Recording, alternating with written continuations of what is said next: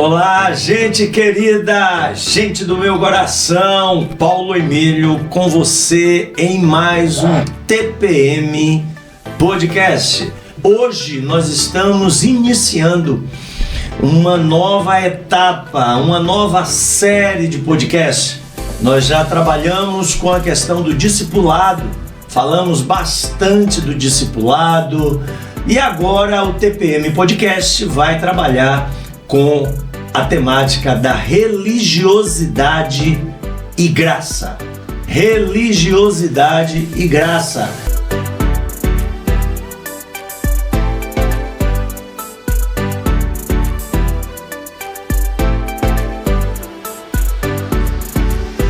Olá, gente querida, gente do meu coração, Paulo Emílio com você em mais um TPM Podcast, Teologia Prática e Mentoria, participando da vida diária, da vida cotidiana, dos nossos problemas, das nossas crises e também de uma vida cristã que propõe ser mais sadia, com mais qualidade. E hoje nós estamos iniciando uma nova etapa, uma nova série de podcasts. Nós já trabalhamos com a questão do discipulado, falamos bastante do discipulado e agora o TPM Podcast vai trabalhar com a temática da religiosidade e graça. Religiosidade e graça. Essa é a temática do nosso podcast. A partir de hoje nós vamos ter vários encontros aqui, encontros presenciais e encontros à distância, em que nós vamos conversar sobre essa questão. E para começo de conversa aqui em nosso podcast, nós temos aqui dois pesos pesados aqui de Bom Jesus do Itabapoana. Estão conosco aqui o pastor Júnior, Carlos Júnior, e o pastor Expedito Martins. Muito obrigado pela presença de vocês. Para a gente é uma alegria muito grande recebê-los aqui em nosso estúdio. E eu queria que vocês falassem alguma coisa sobre o que é que vocês fazem, onde vocês ministram, porque esse podcast vai para vários lugares do Brasil e até fora do Brasil. Então, pastor Júnior, muito bem-vindo. Suas palavras iniciais, saudações aí aos nossos participantes. Primeiramente, é uma alegria, reverendo Paulo Emílio, reverendo Expedito, estar com os colegas aqui nesse estúdio, nesse momento, para pensarmos nesse assunto tão relevante a respeito de religiosidade e graça. Como você já nos apresentou, meu nome é Carlos Roberto de Oliveira Júnior. Sou pastor da Igreja Batista, da Convenção Batista Brasileira, há 16 anos. Nós fomos consagrados no ano de 2009. Nossa formação teológica ocorreu lá no Seminário Batista do Sul do Brasil, que fica no Rio de Janeiro.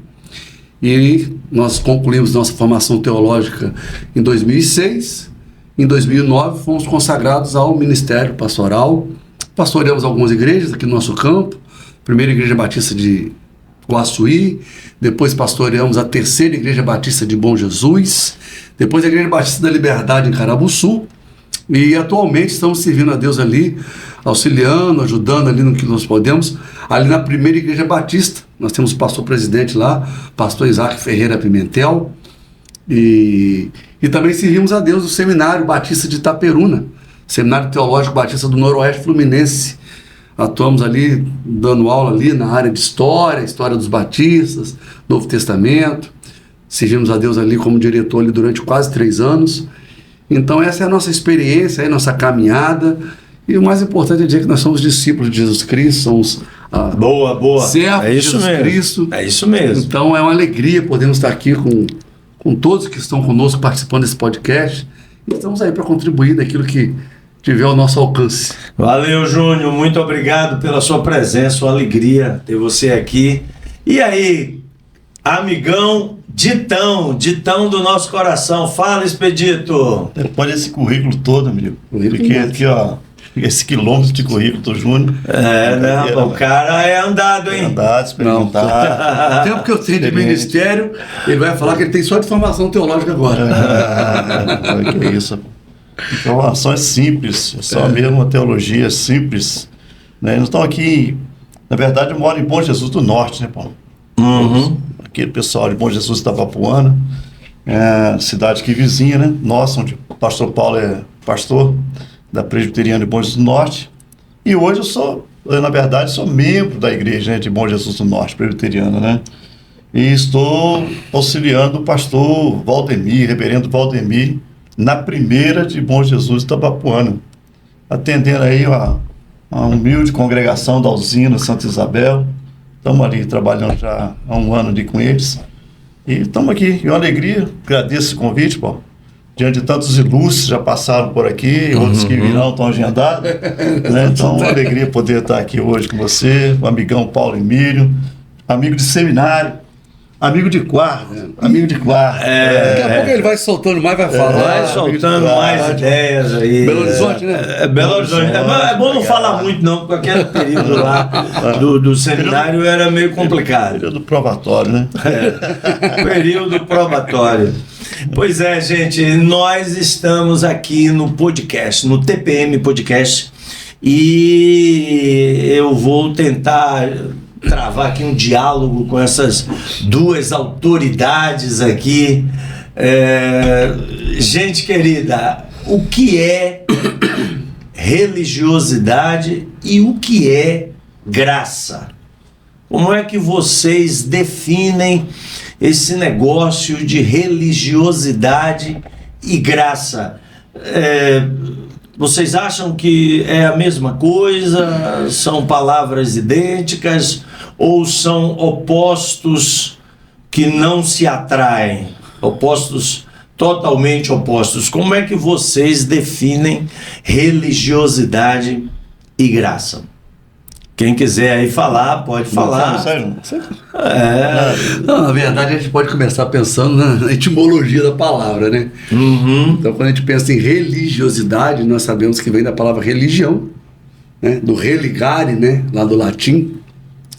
Essa ideia do homem se religar a Deus.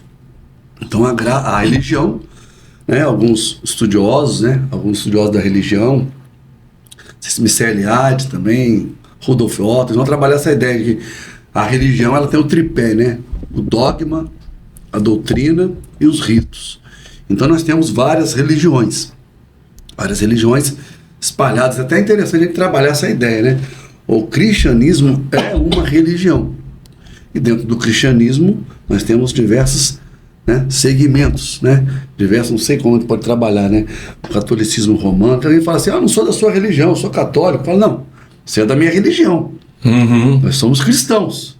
Dentro do cristianismo, que é essa ideia da religião, do religare, aquele que religa o homem a Deus, nós temos diversos segmentos. Aí temos a tradição católica romana, temos a ortodoxa russa, temos a tradição protestante, e dentro da tradição protestante, onde nós estamos inseridos. Um leque que vai ampliar também. Cresceu, né? Começa a tradição reformada, tradição batista, que tem aquela dúvida se é reformado, se não é. Mas somos históricos, surgimos lá no século XVII, ali em 1609, na Holanda. Mas de qualquer forma, voltando à ideia da religião, aí pertencemos a uma religião, que é o cristianismo. Existem as grandes monoteístas, né? Cristianismo, islamismo, judaísmo e outras tantas espalhadas no mundo afora. Então está sempre dentro desse tripé do dogma, das doutrinas morais e dos ritos. Aí nós temos os nossos ritos, né? Ceia, batismo, temos os nossos dogmas, né? Jesus vai voltar, a questão da vida eterna, temos nossas doutrinas morais. Então nós pertencemos a uma religião no sentido estrito da palavra. É o que estava falando. Então a ideia da religião, nós estamos presentes dentro dela. O problema é quando nós deixamos que essa religião ela venha, na minha ótica, a resumir ou a ditar ou a delimitar a nossa experiência espiritual com Cristo. Então a nossa experiência, na minha ótica, ela transcende isso aí. E aí é onde eu vou depois passar a bola para o expedito aqui. que nós transcendemos, porque aí eu gosto muito dessa ideia da graça, porque ela é muito peculiar ao cristianismo. Você vai falar, por exemplo, eu creio que há um inferno. Você tem diversas, dezenas de experiências religiosas que creem que há um inferno. Eu creio que há um céu. Você tem diversas religiões espalhadas na face da terra que vai ver que há um céu. Eu creio em algumas questões morais, por exemplo, é errado o adultério. Você tem diversas experiências religiosas que vão condenar o adultério. Mas quando a gente fala assim, eu creio na graça, aí eu acho que é algo peculiar e muito caro ao cristianismo. Aí, por isso que eu acho que, ainda que nós, aos olhos acadêmicos, sociólogos, nos ensinam dentro desse aspecto da religião, eu acho que religiosidade é quando nós entramos nesse universo e delimitamos e fechamos nossa experiência nisso. E graça, talvez eu acho, graça, falando Paulo Emílio Expedito, também é das coisas mais lindas do cristianismo. Porque falar de céu, de inferno, de rito, de preceitos morais, todas as religiões, quase todas falam. Agora, falar de graça é algo que vai impactar a humanidade. Eu acho que Jesus Cristo ele é muito singular. Ele é singular em tudo, mas a sua mensagem da graça é algo único que você não vai encontrar em nenhuma outra experiência religiosa. Eu vou passar a bola Expedito agora para você. Não, a graça está no princípio e está no fim, né, de tudo. A razão de toda a nossa experiência, né, da nossa esperança está na graça. E o Júnior expôs bem aí, né, os conceitos, né, da religião, da questão aí do princípio, né, e a religiosidade. Quando a gente fala de religiosidade, aí entra o elemento principal da questão da religiosidade. Qual é o elemento principal? O elemento principal é o ser humano. O homem é o elemento principal da religiosidade. Porque a ideia aqui é a gente pensar nessa distorção, né, entender religiosidade como se fosse o todo, a essência, a vida, o principal, né, e não, ela é justamente a distorção daquilo que deveria ser a realidade da nossa relação com Deus. Então a gente olha, qual é o elemento principal aí? O ser humano, né? Porque o homem elimina qualquer tipo de ação que realmente seja de graça, que a graça vem de Deus, né? A origem da graça está no Senhor. A graça está lá no começo. A graça, a gente poderia ter o nosso assunto aqui detidos apenas a partir do Evangelho, das cartas de Paulo, mas a graça está lá no começo. A graça começa no Éden. O fato de que quando o homem peca, né, quebra a relação dele com Deus, Deus ali já providencia um cordeiro. A pele só pode ter vindo um cordeiro, um sacrifício, né? Ou seja, já é graça, está tipificada ali, né? Então eu queria assim, que esse assunto aqui para a gente hoje vai ser um assunto muito... um oceano de conversa. Um oceano de conversa. A religiosidade, então, é a doença da religião. Vocês concordam com isso? Ou não? Não, o Expedito tocou num assunto interessante, porque nós vivemos uma sociedade secularizada. Né? Correto. Secularizada, século XXI, extremamente secularizada. Dominada pelo materialismo. Materialismo, como disse lá o doido do Nietzsche lá, Deus morreu e hoje as pautas Deus quase colocado de alienado e até mesmo processo. Quando Deus entra nas pautas, é voltado para o homem. O Deus hoje, infelizmente, até muitas vezes desenhado e apresentado nas igrejas de tradição protestante, muitas vezes é um Deus quase subserviente à vontade do homem. É como se fosse, eu tenho que procurar esse Deus para atender os meus desejos humanos. Então, tudo está voltado para o homem hoje. Que as pessoas, até a experiência religiosa é o seguinte: vamos lá, que Deus vai te dar a cura, que Deus vai te dar o dinheiro, que Deus vai te dar a saúde, Deus vai te dar a família sem problema. Um Deus utilitário. Um Deus utilitário e voltado para o homem. Exatamente, naquilo que ele pode me atender. E aí o que é ele voltado para o homem, que tem outro sentido? E aí o homem chega a Deus não através de Deus, mas através dele mesmo. Aí eu recebo de Deus porque eu faço a campanha, eu recebo de Deus porque eu parei de beber, eu recebo de Deus porque eu parei de adulterar, eu recebo de Deus porque eu sou bom. Porque eu dou o dízimo. Porque eu entrego o dízimo, porque eu entrego a oferta no dia certo, na campanha certa. Aham. Então a relação está sempre no homem. O homem vai buscar o que ele quer e para receber o que ele quer, parte dele. Então, aí nunca parte de Deus. Aí é a religiosidade. É a religiosidade. Aí o Despedido tocou no cerne da questão. Religiosidade, né? Quando o homem entra em cena e Deus sai de cena, aí se torna esse ativismo religioso. Eu tenho que ir na campanha, eu tenho que entregar a oferta, eu tenho que fazer, Eu tenho que fazer para ser aceito por Deus. Ser aceito. Não é isso, Dito? Esse é um aspecto mais... eu acho que a gente tem que voltar um pouquinho, porque aí a gente está falando daqueles que são, né, que são hoje atraídos por uma pregação, né, desse nível aí, né, humanista, né, de resolução de problemas, essas coisas aí. Mas vamos pegar aqui, eu tenho falado até ultimamente, cito muito isso nas minhas falas. Jesus, que a gente falar de graça, não tem que, né, Jesus é a base da coisa, do assunto. Jesus não teve nenhuma dificuldade com os pecadores, em qualquer esfera. A dificuldade de Jesus era com os religiosos. Religiosos, exatamente. Religiosos. Toda dificuldade, toda a sua perseguição é com os religiosos. Os pecadores não perseguiam Jesus. Os romanos não tinham por que perseguir Jesus, apesar da ameaça iminente que era, né, que estava ali, né, no ar, né, um novo rei, né, quem é esse novo rei e tal, mas em si não conseguiam pegá-lo em nenhuma circunstância. Agora os religiosos não, porque já tinham um conceito, que esse conceito de religião, religar, a ideia de que o homem precisa voltar para Deus, né, que ele distanciou de Deus do seu pecado. Então essa ideia de religar o homem, o que Deus deu, né, na história para trazer o homem de volta para ele, né? Deus chamou, Deus começa aí em Abraão, uma aliança com Abraão. Deus lhe dá a oportunidade de ter um povo sobre a terra, um povo que viveria debaixo da graça de Deus, para viver os princípios, os propósitos de Deus na terra, certo?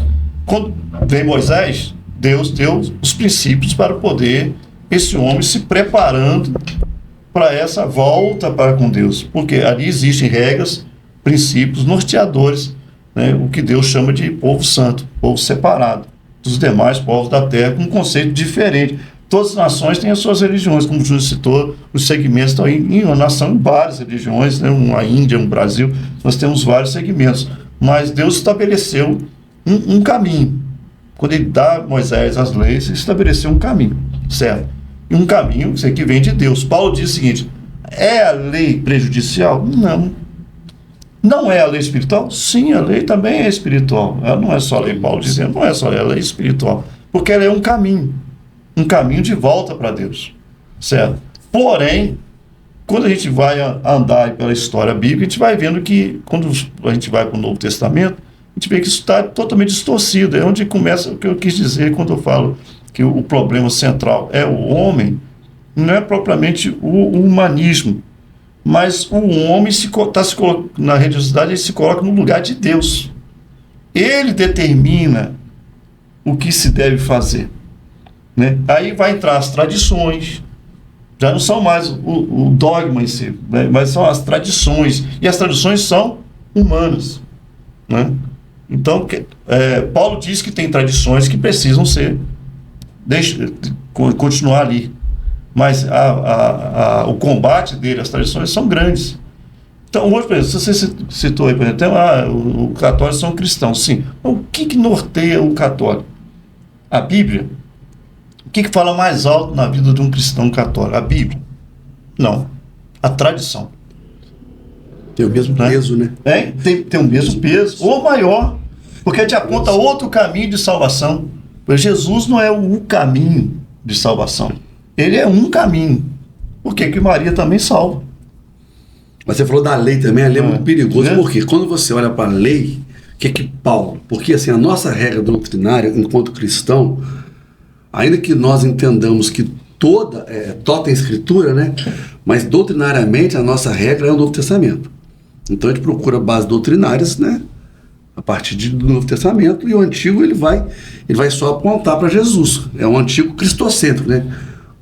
Irineu acho que trabalha essa ideia, é um Antigo cristocêntrico.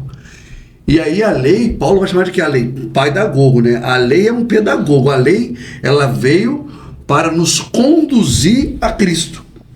Porque a lei nunca salvou. É muito claro, a lei nunca salvou. Não, a lei é o aio, né? A lei é só o aio, é só o aio.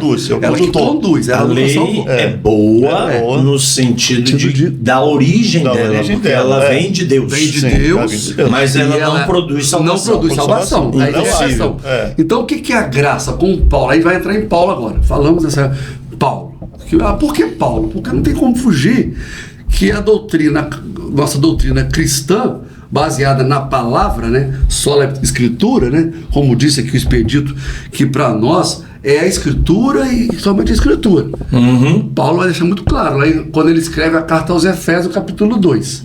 Foste salvo, né, pela graça, né? Isso não vem de vós, para que ninguém se glorie.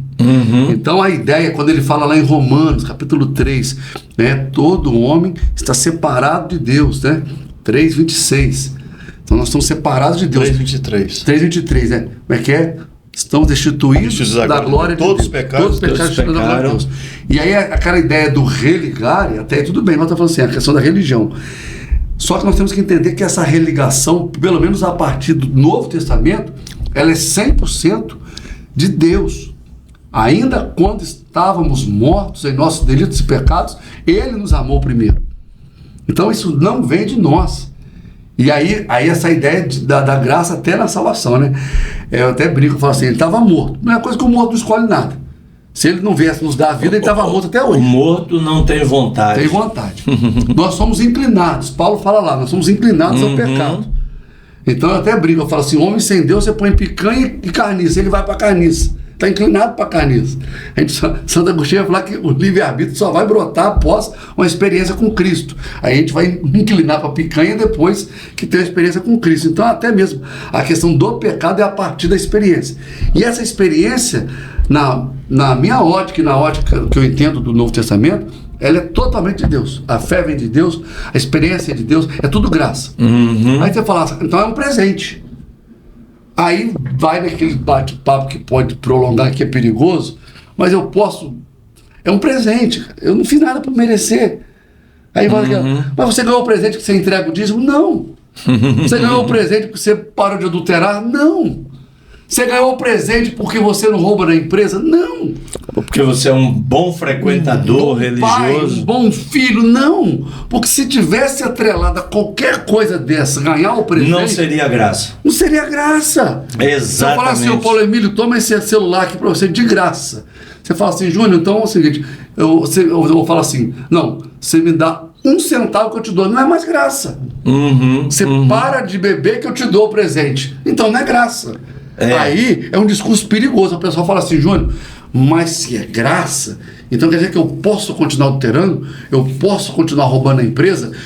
Não. Aí não. Aí quando você experimenta essa graça, você começa a ter uma experiência, a regeneração, porque a justificação, a regeneração, a santificação, você é uma nova criatura. E aí você passa a não mais roubar na empresa, você passa a não mais adulterar, você passa a procurar não mais mentir, não para ganhar o presente, mas porque você já ganhou o presente e esse presente te fez uma nova criatura, um filho de Deus. E aí as boas obras, né? Fomos feitos para as boas obras e não nascemos por causa das boas obras. Essa questão desse favor, né, da graça, Paulo tem essa ideia em Romanos, ele fala, não vamos fazer da graça uma coisa banal, né? A graça barata, né? A graça barata. Morrer, quando vai da graça, vai trabalhar muito bem dentro da graça barata. Quando você... ele falou, não estou falando disso, né? Onde mudou o pecado, supermudou a graça. Né? Então diz, não confunda, porque o fato de você não importa a dimensão do pecado, o estrago do pecado, né? A feiura do pecado, a graça cobre tudo isso, mas a graça daí para ver não te dá essa liberdade. E o escritor de Hebreus, ele é fantástico e é muito duro para falar sobre isso, né? Porque ele fala, se Deus não poupou a anjos, não poupou, né, lá atrás, os que andaram com ele, muito menos agora. Quando fala que Deus é fogo consumidor, ele não está falando para quem não conhece, para quem conheceu e vive como se não conhecesse. Você não entendeu. E corre um sério risco. Aí também conhecer uma coisa, experimentar, viver na graça é outra. Exatamente. Porque é aquilo, assim, eu tenho um discurso que eu fico assim, o que me move mais em direção ao Pai? O amor ou o medo do inferno? É o amor que a graça trouxe no meu coração? O que me atrai mais? O que me atrai mais? Porque assim, quando eu entendo que eu sou tão amado pelo Pai, eu vou tratar uma dimensão humana como uma forma ilustrativa. Eu amo tanto meu Pai que eu vou procurar fazer aquilo que ele gosta. Mas não para ser filho. Porque eu já sou. Eu já sou filho. Exatamente. Porque quando a gente joga essa questão. Essa condição. Quando a gente joga a questão toda. O meu perigo é esse. Porque quando você joga a sua filiação divina naquilo que você faz, e aí você está caminhando de uma maneira a passos largos para uma vida de religiosidade. Sim, aí botar um ponto aqui, que depois a gente vai ter que voltar lá em outra situação. Talvez já fosse um ponto quase para as conclusões. Mas eu ouvi um conceito sobre graça que eu achei muito interessante, porque justamente esse texto aí de Paulo, né, aos Efésios, capítulo 2, pela graça sois salvos. Aí usando a palavra, né, a palavra grega, né, charis, graça, que é um favor imerecido. Então, assim, não fazemos nada para alcançá-lo. Mas não parar, esse é um ponto. O que nós recebemos por graça. Mas se nós também focarmos só no que recebemos, a gente pode cair nesse erro aí do que foi citado lá pelo Júnior lá atrás, do evangelho pregado hoje, do recebo. O que é a graça? Eu ouvi uma interpretação, achei interessante. A graça é o favor, para mim, pessoal, é um favor, pessoal. Mas a graça não para aí, pelo contrário, isso é só o começo. A graça nos fez favoráveis. É o favor para nos fazer favoráveis. Eu só entendo, só vou corresponder à graça de Deus a partir do momento que eu entendo que ela me foi um favor para que eu seja favorável. Aí pegaríamos lá, Abraão, vou te abençoar, mas é para você ser uma bênção. A bênção não é para você. Assim como a salvação não é para mim. Entendeu? A salvação não é para mim. A salvação é para passar por mim e chegar a outro. Então a graça nos faz favorável para as boas obras. É essa a finalidade da graça. Não é somente nos dar uma esperança que vamos estar no céu. Isso aí é fato. Não merecemos, não tínhamos como entrar lá. Mas pelo ato de Jesus, pelo sacrifício de Cristo, pelo sangue de Cristo, pela justificação, né, esse ato único de Cristo, só Ele está garantido.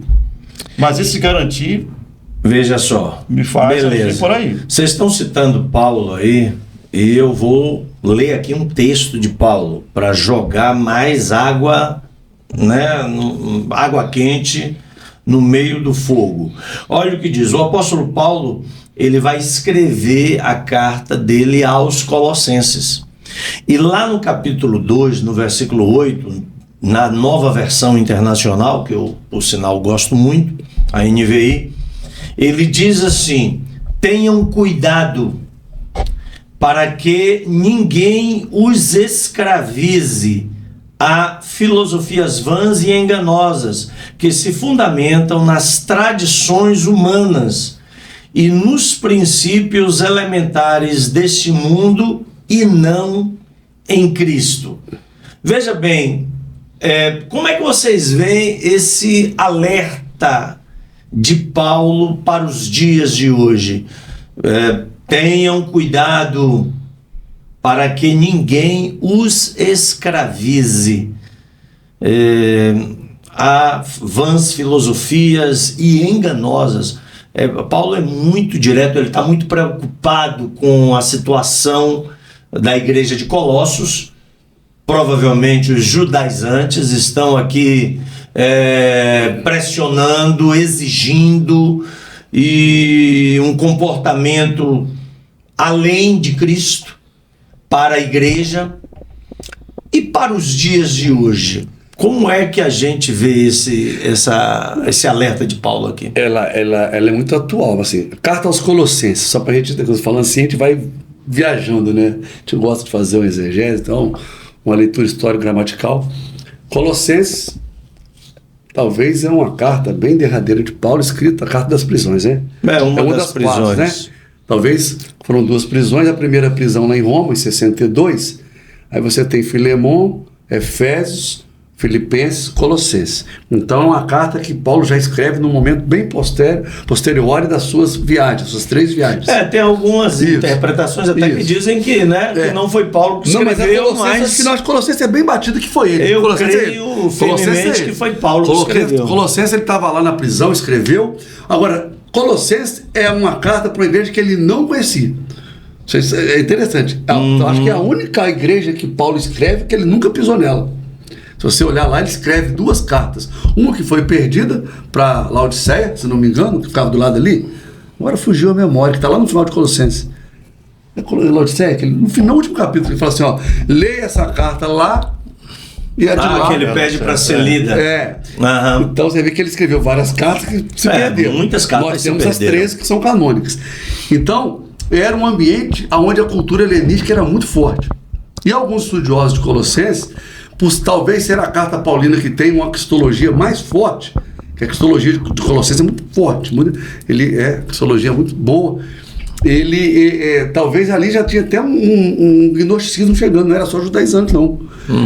Alguns defendem que não era só uma influência judaizante, já tinha uma influência meio gnóstica ali. Porque ele fala das tradições humanas, né?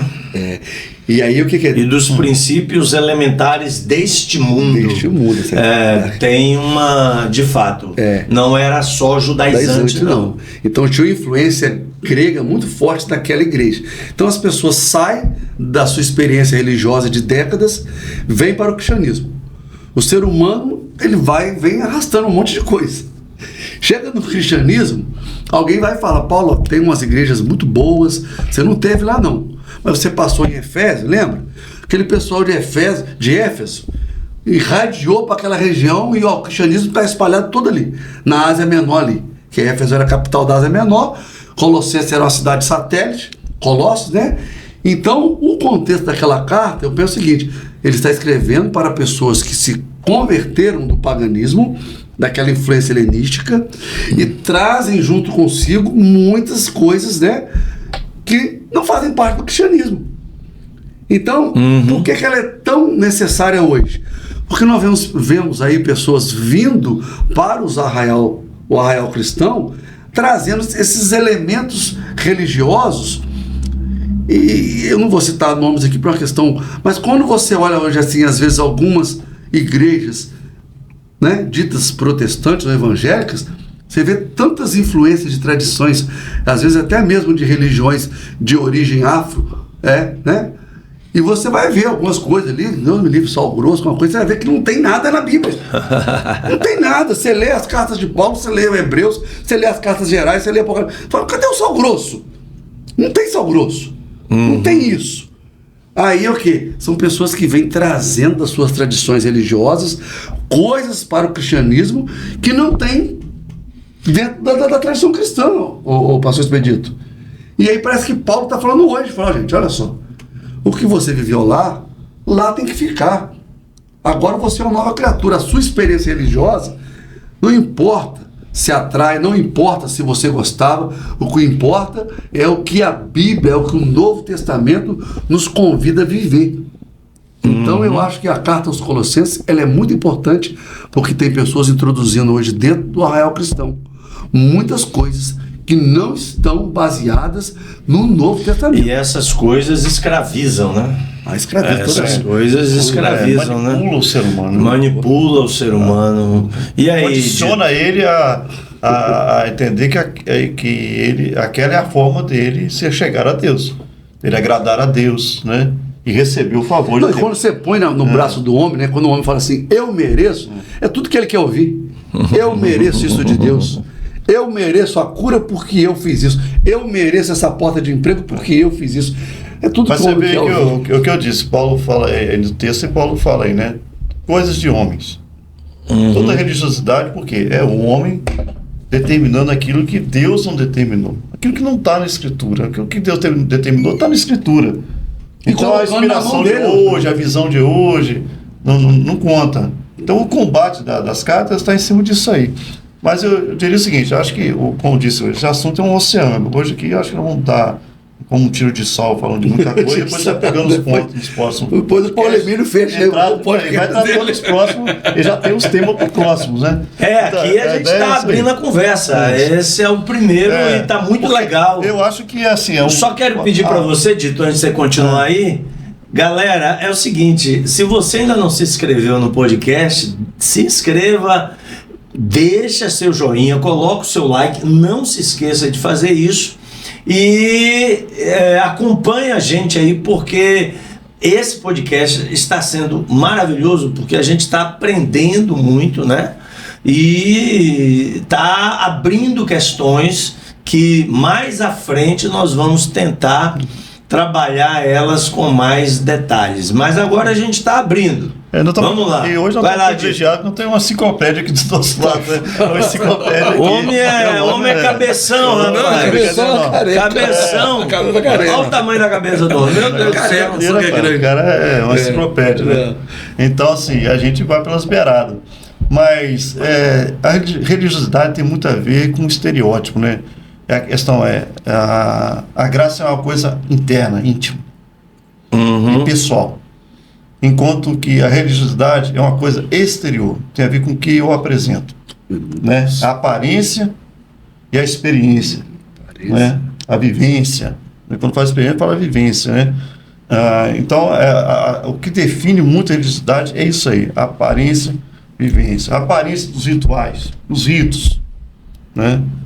Os ritos falam mais alto do que a experiência, que a vivência, né? Certo. Certos modismos falam mais. Então eu acho que vai muito por aí a questão da religiosidade.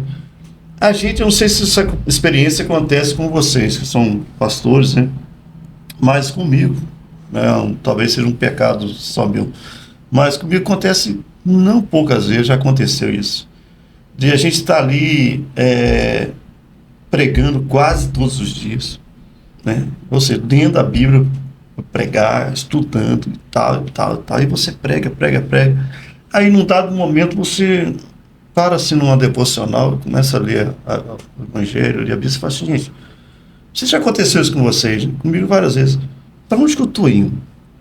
Acho que eu saí daqui, desse contexto aqui, estou em uma estrada que eu preciso voltar aqui. Não sei se já aconteceu isso com você. Assim, eu tô fazendo as coisas, eu estou pregando, eu estou conduzindo a igreja, eu estou fazendo tal. Mas de repente eu engolido pela religiosidade. Você se pega assim, só cumprindo ritos. A coisa é tão simples aqui. E eu tô indo para cá, parece que eu distanciei disso aqui, parece que não atentei para o que Jesus disse aqui, né? Porque a gente vai ter que ir lá, a gente rodou aí o mundo todo, mas vai ter que ir lá no Evangelho. No Evangelho. É que Jesus combate duramente o tempo todo, combatendo ali a religião de Israel, a religiosidade de Israel, né? Os seus sacerdotes, seus ritos, que mantêm eles ali firmes, não aceitam Jesus, não aceitam a palavra de Jesus, muito menos que ele que é Deus, que ele é o cordeiro, é o sacrifício, é a promessa, é a confirmação, né, da promessa. Aí, Paulo, eu não queria sair desse podcast sem botar isso aqui. Depois é isso aí. Eu disse até aqui antes com você, esse tema aí, eu fiz um estudozinho lá de 30 minutos lá na igreja, né? E abordando justamente aquele texto da mulher adúltera, né? E aí, aqui a gente tem várias situações de evangelho que você vai ver esse conflito aí. Mas aqui a gente tem uma clareza desse conflito. A mulher adúltera, lá em João 8, né? De 1 a 11. 1 a 11. O que é religiosidade e o que é graça? O que Israel tinha, o que o Israel tinha e o que Jesus veio trazer. A coisa não bate. Né? Então, assim, no episódio, né, que todos nós conhecemos e os que vão assistir o podcast também, com certeza é uma história conhecida, mas eu coloquei assim algumas coisas, por exemplo, religiosidade. Né? Religiosidade anda à procura de confusão. Não de ordem, mas de confusão. Né? A turma está caçando, a turma caça situações de conflito. E elas estão prontas para o conflito, elas gostam do conflito. Entendeu? O negócio é fazer barulho, o negócio é chamar atenção. Que o conflito chama atenção. A confusão que eu falo aqui é isso, é o conflito. O conflito chama atenção, é onde eu tenho a oportunidade de falar mais alto, é onde eu tenho a oportunidade de estabelecer as minhas ideias. Né? No conflito, é onde eu determino os meus termos no conflito. Então ele gosta do conflito. A segunda coisa da religiosidade desse texto que eu percebi, a religiosidade não tem espaço para o diálogo. Né? Ela é acusadora. A mulher foi pega ali, beleza, mas peraí, não houve nenhum diálogo. E onde é que estava o homem? Essa é a questão do adultério. Não se apurou a coisa. A acusação ela vem imediata. Entendeu? É o que eu vejo, é o que eu vi, essa é a verdade. Exatamente. E tal. Então, assim, na religiosidade não existe um diálogo. Existe uma imposição, existe uma acusação e já uma condenação imediata. Né? Uma outra coisa que eu coloquei nisso aí, o que é? A religiosidade anda com pedra nas mãos. Porque onde não tem vida, a morte está imperando. Uhum. Né? Então, eu estou usando a simbologia. Pegaram pedras, queriam atirar a pedra da mulher. Ela anda com pedra na mão. Ela está pronta a apedrejar. Entendeu? A questão, aí você traz para a questão prática hoje. A questão da igreja. Porque nesse tópico de religiosidade e graça, nós vamos ter que tocar, talvez, o nosso enciclopédia, o Júnior, que vai nos ajudar ali nisso aí. A questão da religiosidade, você já falou sobre isso aí, de certa forma. A cultura, religiosidade e cultura. O que cabe da cultura dentro da espiritualidade da graça? Né? E o que não cabe da cultura dentro da religiosidade? Tem alguma coisa que não cabe da cultura, né, dentro da religiosidade? Falando de cultura, que você pegou, por exemplo, ontem eu estava conversando com uma pessoa e falou assim, mas por que vocês não usam terno mais na sua igreja? Sim.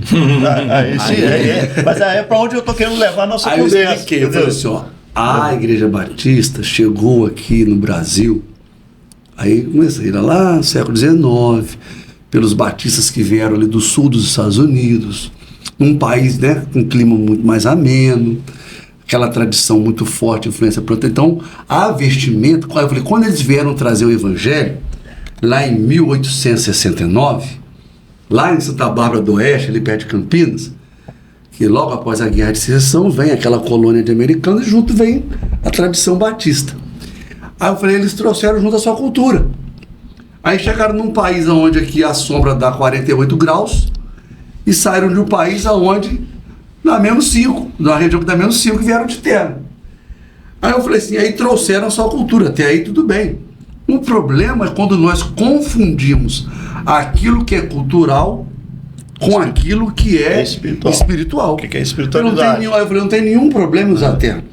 O problema é quando as pessoas acham que o terno é bíblico, acham que o terno é de Deus, acham que a guitarra é de que Deus. A gravata que prega, a gravata que prega, né? Não, acham que, por exemplo, o teclado, o piano, o órgão de tubo de Deus, a guitarra e a guitarra é de Deus. Sim. Sendo que isso tudo é cultural. Então, assim, como o Expedito falou, a religiosidade, muitas vezes, ela vem com essa vestimenta de cultura. Essa roupagem de cultura. E às vezes a gente não consegue discernir uma coisa da outra. Aí eu falei, não tem nenhum problema em pregar com camisa polo ou pregar de terno e gravata. Para mim é de menos. Quando eu cheguei em Bom Jesus do Norte, eu vim para assumir a igreja, caí dentro de um retiro de carnaval. Cheguei na sexta-feira, o pessoal já estava indo para um retiro e vim para assumir a igreja em fevereiro, que eu fiquei de dezembro, janeiro. Quando eu formei, eu fiquei no Paraguai, na missão 2 meses. Lá no Paraguai, já tinha acordado, feito um acordo com o pessoal, eu só viria em fevereiro, não assumiria a igreja em janeiro. Aí cheguei lá dentro do retiro. Cheguei lá no retiro, aí, cara, pessoal, vamos lá para a cachoeira, tinha uma cachoeira, vamos lá para a cachoeira dar um banho. Chegou lá, botei um shortinho, a camisa, e já fui correndo na frente. Já cheguei lá na beira da cachoeira, lá, tinha um poço, já mergulhei. Só pô, o pastor ele sabe nadar, rapaz. O pastor sala de short, nadando e tal. Aí aquele negócio. Aí beleza, daí a pouco nós voltamos, aí tinha um vôlei lá no terreirão, armaram uma rede de vôlei. Tô dentro, meu irmão. O pastor joga vôlei, rapaz. E depois, quando a gente chega aqui, a conversa, qual que era a conversa que havia aqui na cidade? Gente, vocês têm que ir lá em Bom do Norte. O pastor usa calça jeans e tênis.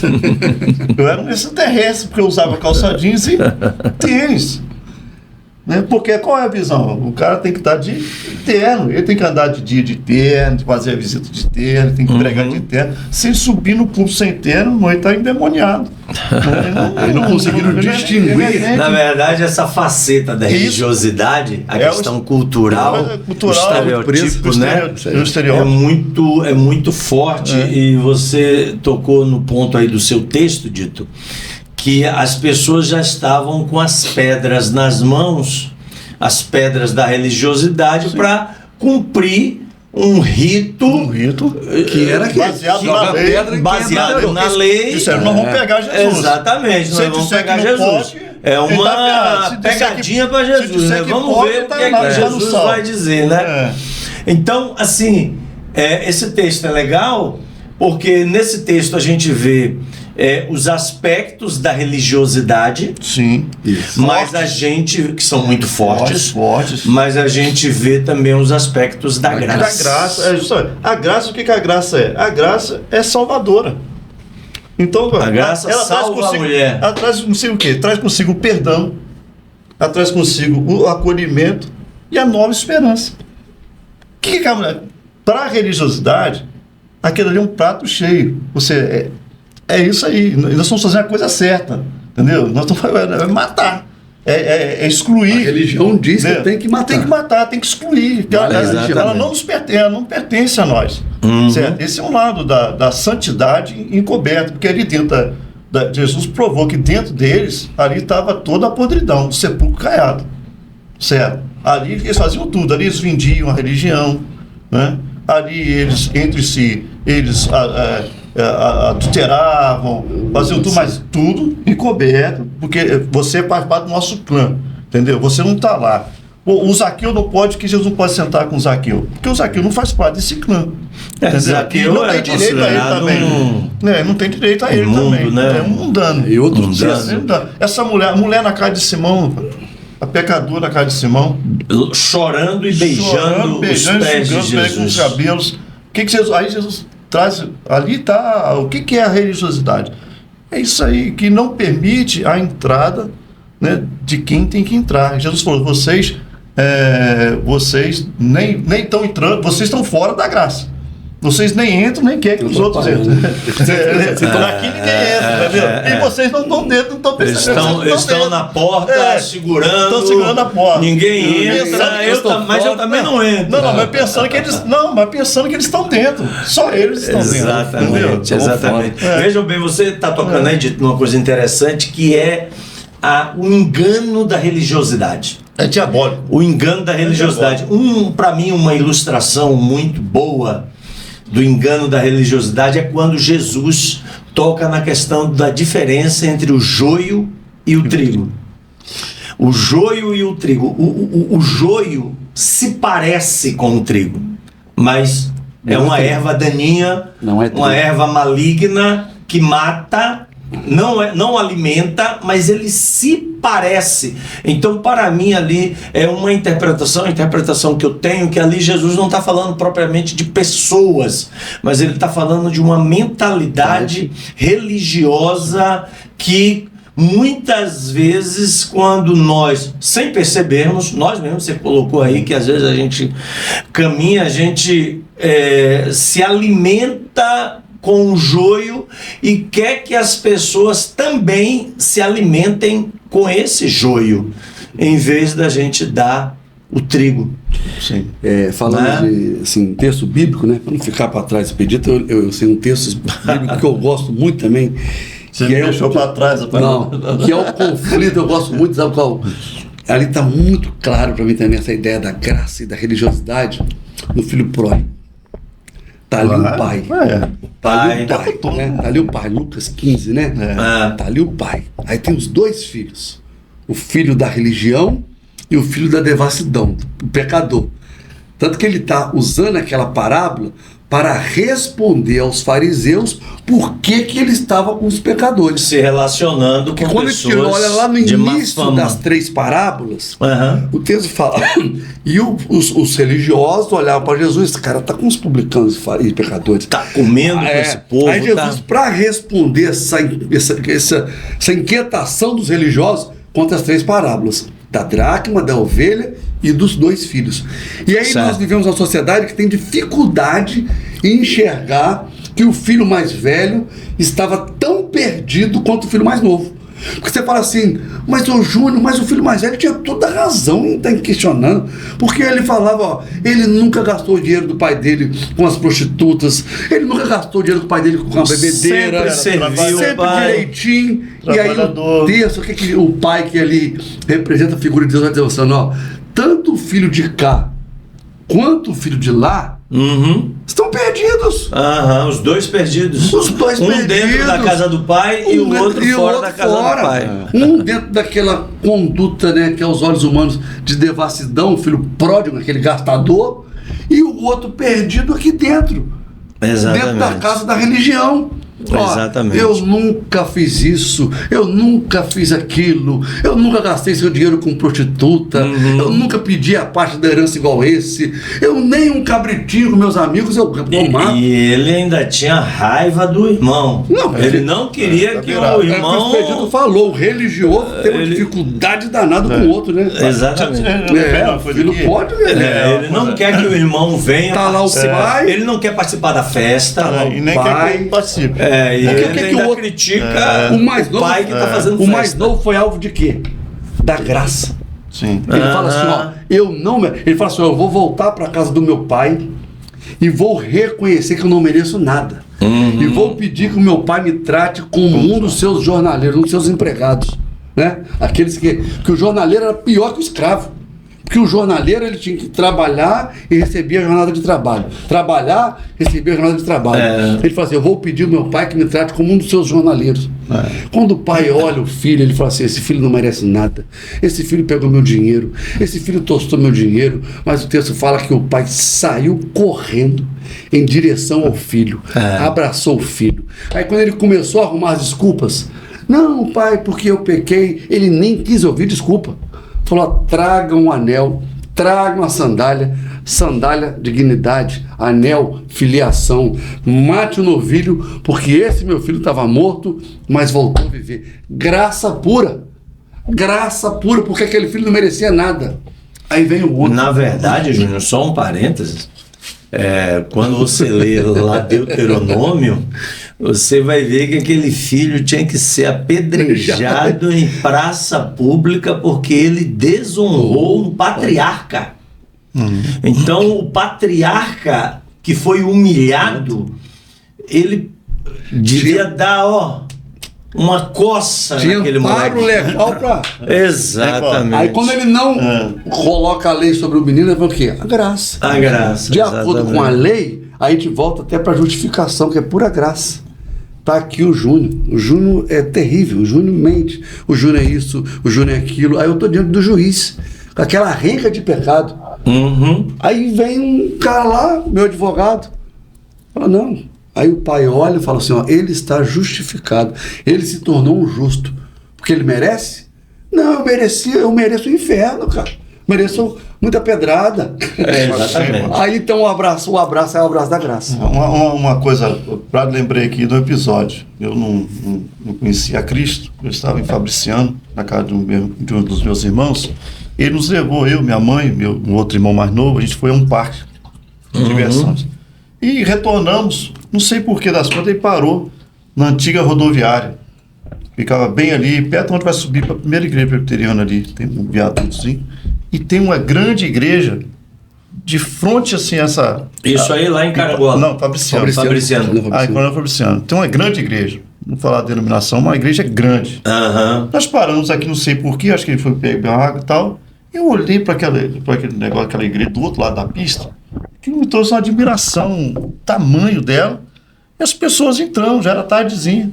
As pessoas entrando, aí eu atravessei a rua, vi pela porta ampla, dá para ver o painel lá no fundo, um púlpito imenso, um altar imenso, pessoas lá já, e aquele púlpito com um desenho político que me atraiu. E eu fui entrando. Quando eu fui entrando, rapaz, de repente uma bela mão, pum, no meu ombro.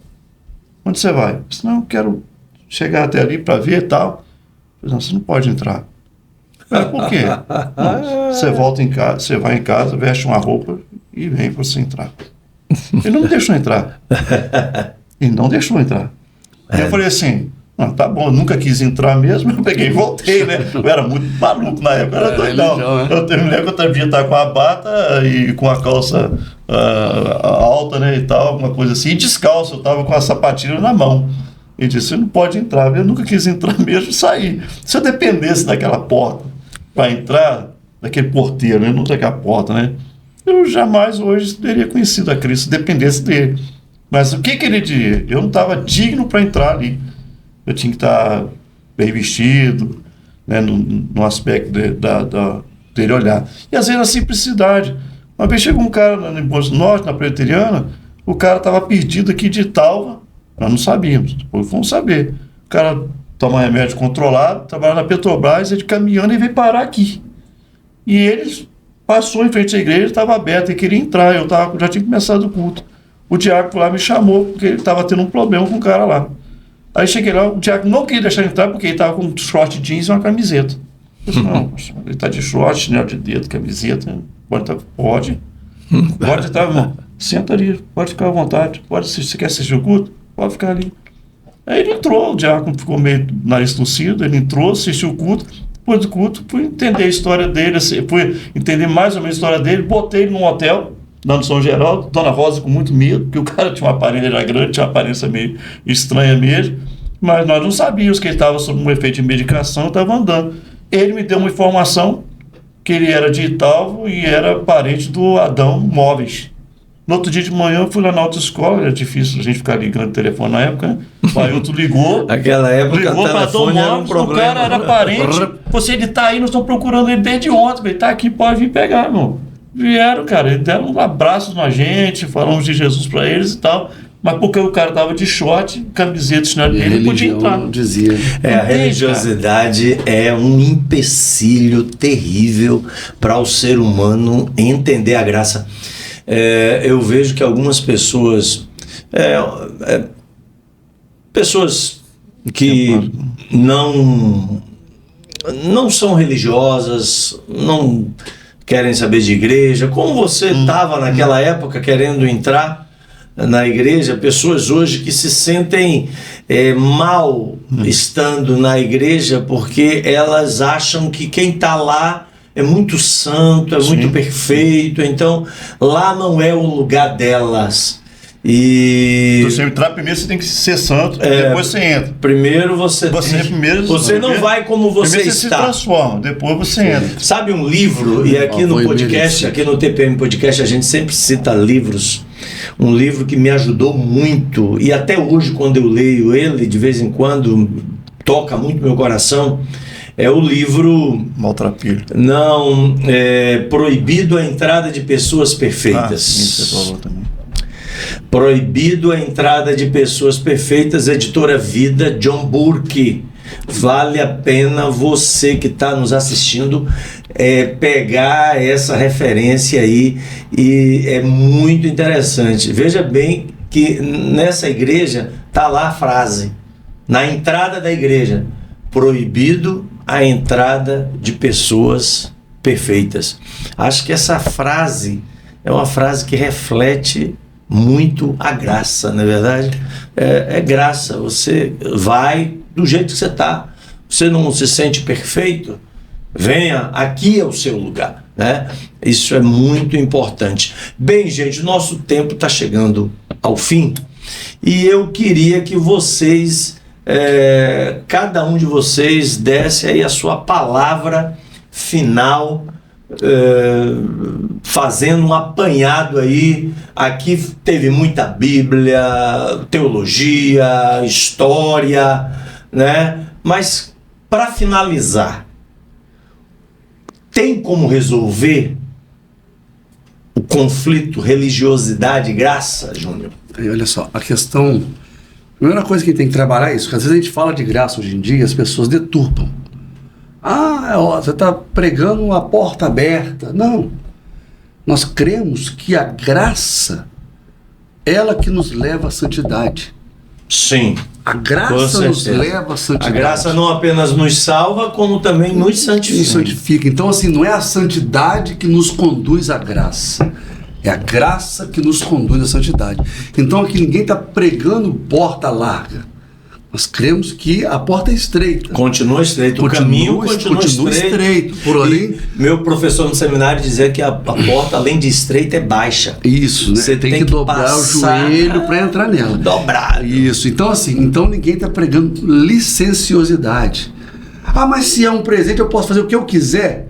Mas se você faz o que você quiser, talvez você ainda não recebeu o presente. Exatamente. Se você faz o que você ainda não é escravo de Cristo, se você ainda não sujeitou ao senhorio de Cristo, eu acho que você nem recebeu o presente. Eu acho que você tem que rever a sua espiritualidade, rever a sua experiência com Deus, se você realmente recebeu esse presente. Então o ponto é esse, é um favor imerecido, mas esse favor nos conduz à santidade de vida. E a segunda coisa que eu me lembrei aqui de uma frase, fiz um curso há muitos anos lá no Haggai, e eu ouvi uma frase do Bittencourt lá, do Haggai, e ele falou uma frase seguinte, ele falou assim, a tradição é a fé viva de pessoas que morreram. O tradicionalismo é uma fé morta de pessoas que estão vivas. Uhum. Então, como eu falei aqui, eu respeito essa história, porque também você descartar, nós temos uma história, né? São os frutos aqui de uma história. Não pode ser removidos. São os frutos de uma história. Então eu falei aqui a questão dos batistas que vieram no século XIX, trouxeram a sua cultura, mas em nenhum momento querendo desacreditar ou desmerecer o trabalho deles. Porque eu sou fruto desse trabalho, dessa história, dessa tradição de 400 anos. Então a nossa igreja aqui, a primeira igreja batista, ela tem uma tradição por trás dela, que é a fé viva de pessoas que morreram, de homens e mulheres que saíram de uma Inglaterra perseguida, né, naquele ambiente, naquele conflito ali da igreja anglicana, e pagaram alto preço, foram para a Holanda, surge uma igreja na Holanda, e essa história chega até aqui em Bom Jesus, no século XX. Então a tradição é a fé viva de pessoas que morreram. Agora o tradicionalismo é o contrário, é uma fé morta de pessoas que estão vivas, pessoas que estão presas nessa coisa que não deixa caminhar para frente. Então o eu olhar para trás da minha história não pode me impedir de olhar para frente e caminhar novos tempos. Então eu tenho muito medo disso, de quem esquece de onde veio, mas também eu tenho medo de quem fica agarrado de onde veio. Então, às vezes eu vou pastorear, mas na época do pastor tal, a gente não tinha o data show. Falei, naquela época do pastor tal. Nossa época é outra hoje. Então, nós respeitamos a nossa história, mas estamos caminhando para frente. Então, eu não quero aqui também jogar por terra toda essa história nossa. Não remover o marco antigo. Não remover o marco antigo. Então, assim, dá para trabalhar a nossa tradição sem abrir mão da graça. Que bom, que bom. Muito legal, Júnior. Muito legal. E aí, Editão? Eu vou usar um texto aqui que vai também assim corroborar com o que o Júnior acabou de falar. O texto de Paulo, a Tito. Porquanto a graça de Deus se manifestou salvadora a todos os homens. Com que finalidade?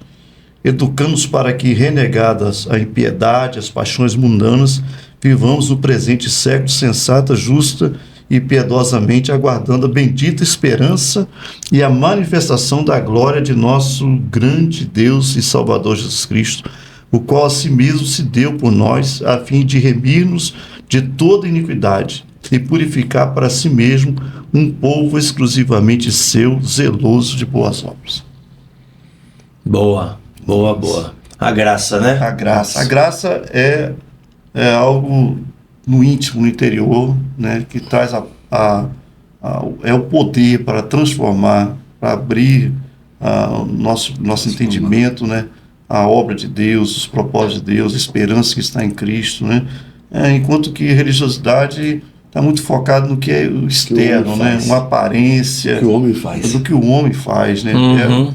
O evangelho é a partir do desejo do homem, do desejo dele ser Deus, dele ser dono da igreja, dele mandar nas pessoas, dele manipular as pessoas e com isso ele lucrar com a religião. Dele achar que merece. E aí a gente agora vai entrar num assunto, lucrar com a religião. Hoje em dia tem muita gente, né, fazendo isso. É um absurdo, aqui, né? Terminando assim, eu vi uma frase uma vez, estava em Belo Horizonte, em 2003, naquele Congresso Brasileiro de Evangelização. Eu ouvi, acho que foi o Ariovaldo Ramos falando, falou assim: a graça é aquela que nos salva. E a graça é aquela que nos dá condições de vivermos como salvos. Então, eu me lembro de Jesus falando: sem mim, nada. Exatamente. Gente querida, olha quanta coisa boa nós aprendemos hoje. Espero que você já tenha deixado seu like. Se você acompanhou até aqui e não se inscreveu, você se inscreva no canal. Essa série Religiosidade e Graça promete. Nós temos aqui pessoas maravilhosas e eu quero agradecer muito aos meus amigos que vieram aqui. Que Deus os abençoe grandemente. E, gente, olha, valeu. Palavrinha de tchau aí para todos dois aí. Podem dar uma palavrinha de tchau aí. Paulão, agradeço esse convite, né? É uma alegria estar com você sempre. Sempre estamos juntos, né? Sempre. E aí com o nosso amigão Júnior. Valeu. Eu agradeço também, Paulo. Obrigado pelo convite, reverendo Paulo Emílio. Um abraço a todos que estão conosco e que Deus possa nos abençoar, que Deus possa continuar derramando da graça dele sobre as nossas vidas, sobre as nossas famílias e que possamos continuar cada vez mais dependentes da graça de Deus, né? Porque depender de nós mesmos seria terrível. Depender da gente, a gente estava morto, né, meu amigo? Mas estamos vivos pela graça. Valeu, gente. Grande abraço. Abraço a todos. Beijão, que Deus te abençoe.